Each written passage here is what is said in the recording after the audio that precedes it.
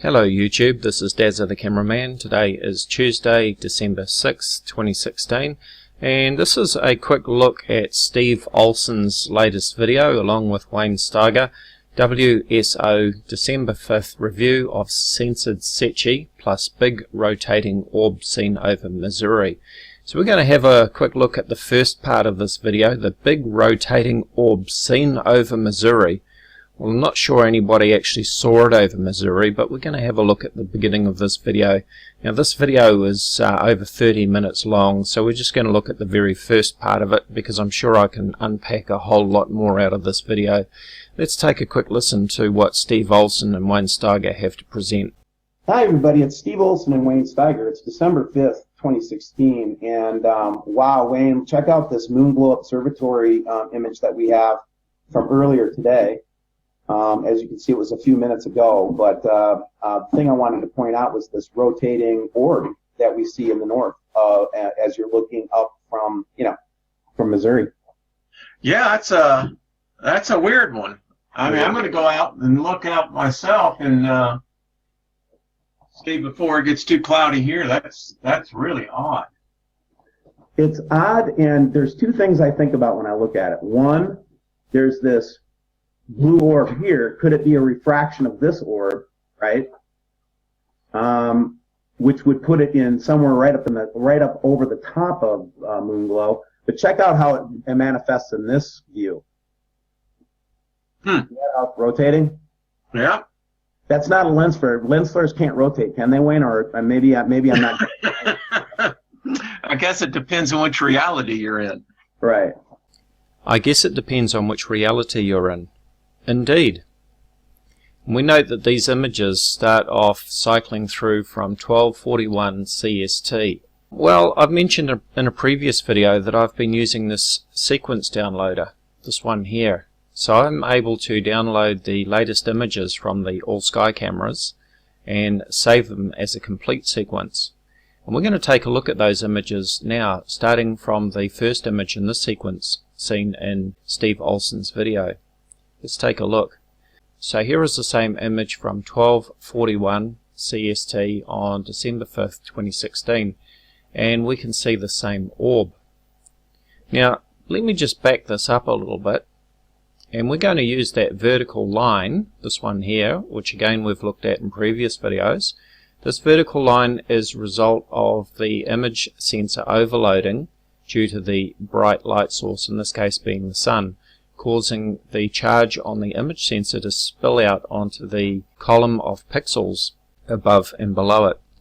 Now we can use this line as a handy marker to show us that the line from the sun to the orb is a straight line, and on that straight line we've also got these other little orbs as well, which of course indicates that this is a lens flare. But let's not just take my word for it here. Let's progress these images forward again. So now we're back to 1241, which is where we started, and I'm going to advance this on further than what we saw in Steve Olson's short video of 6 images, which is about all you ever see from the all-sky cameras in any one session. This is why I'm using the sequence downloader to save all of the images to give us a complete sequence to tell the full story instead of just 6 images. But you'll notice that if we draw a straight line again between the sun out to this orb, then we again have this array of lens flares. Let's progress this on further, and you'll notice that the sun is getting closer to the horizon. We can still see the orb. And by the way, this orb would be massive. It would be several times larger than the size of the full moon in the sky. Now, at times it's getting harder to see because of the presence of cloud, but we can still clearly see the orb here, and the sun is getting ever closer to the horizon. We can still see the orb there, and now we can see that the sun is almost on the horizon. I can just see the orb here in front of the cloud. We can still see it, And there it is again. We've got a patch of fairly clear sky, so we can still see it. And nice clear shot of it there. Still there. And as soon as the sun is obscured enough, it's all but gone over the horizon. Where is the orb? It's gone. We can no longer see it. Let me just back that up again. And we notice too that just before it disappears from view, we still have these little orbs here.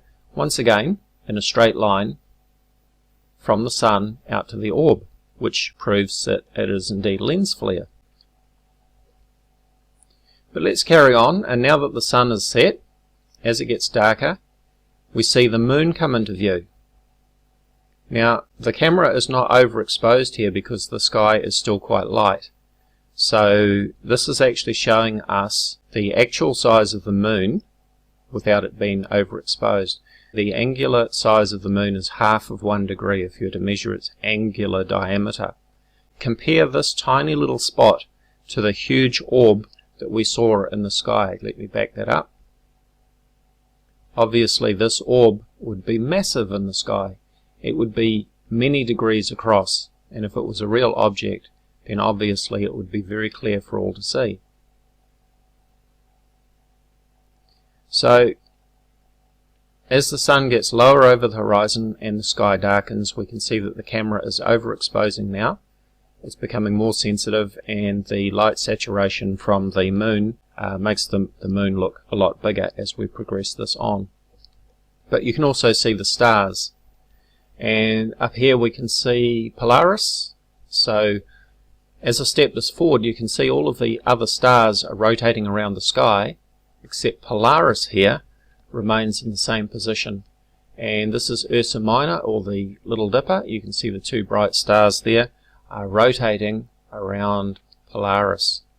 But there's another interesting thing that we pick out here. Now that the camera is very sensitive to compensate for the nighttime scenery so that we can see the stars, we also notice something else.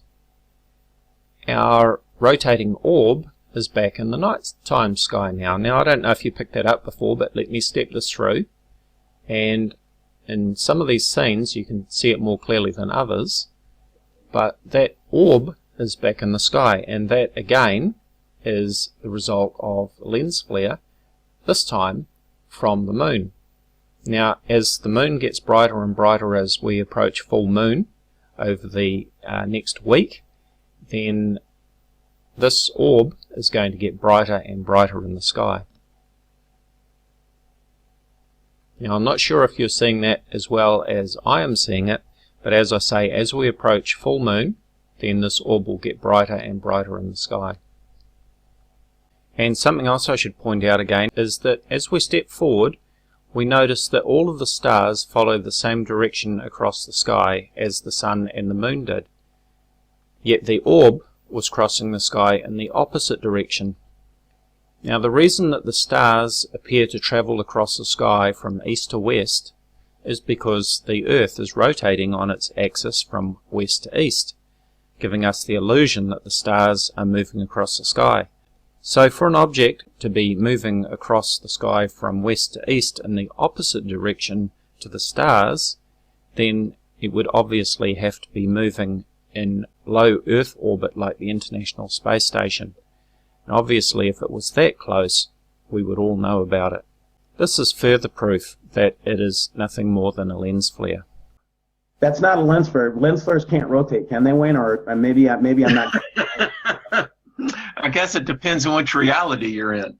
So once again, we see that Steve Olson and his good buddy Wayne Steiger, armchair experts analysing lens flares and saying, well, it depends on what reality you're in. Well, the reality that I live in says that this is a lens flare. It is obviously a lens flare, and to suggest that it is anything else is nothing but nonsense and fear-mongering and trying to get views, as you always do, with this nonsense.